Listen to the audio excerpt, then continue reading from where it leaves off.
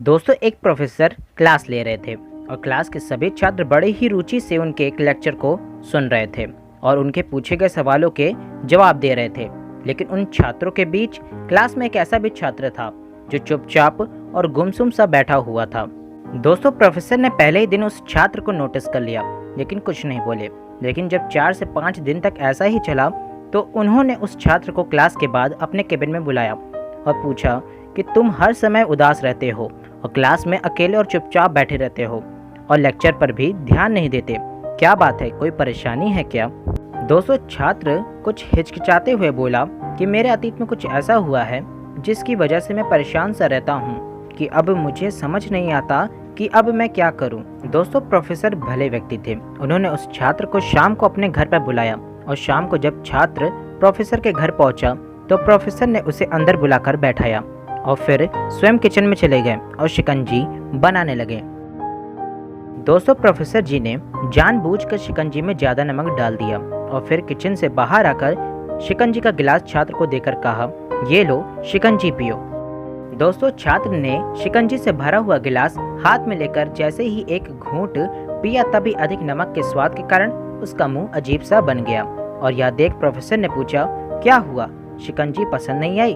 तभी छात्र बोला, नहीं सर, ऐसी बात नहीं है, बस शिकंजी में नमक थोड़ा सा ज़्यादा है।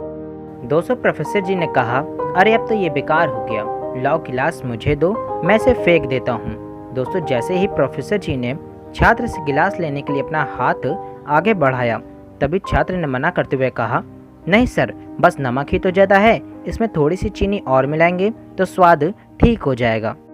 दोस्तों यह बात सुनकर प्रोफेसर गंभीर हो गए और बोले, सही कहा तुमने, अब इसे समझ भी जाओ, ये शिकंजी जैसे तुम्हारी जिंदगी है और इसमें घुला अधिक नमक तुम्हारे अतीत के बुरे अनुभव हैं।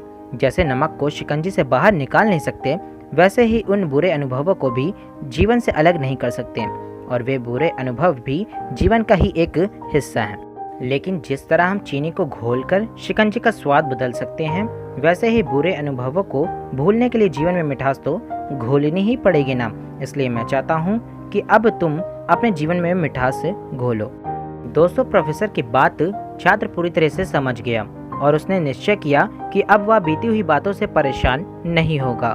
दोस्तों अंत में इस कहानी से हमें यह सीखने को मिलता है कि जीवन में अक्सर हम अतीत की बुरी यादों और अनुभवों को याद कर दुखी होते रहते हैं और इस तरह हम अपने वर्तमान पर ध्यान नहीं दे पाते और कहीं ना कहीं हम अपना भविष्य बिगाड़ देते हैं। जो हो चुका है उसे सुधारा तो नहीं जा सकता लेकिन कम से कम उसे भुलाया तो जा सकता है और उन्हें भुलाने के लिए नई मीठी यादें हमें आज बनानी होंगी। जीवन में मीठे और खुशनुमा लम्हों को लाइए, तभी तो जीवन में मिठास आएगी।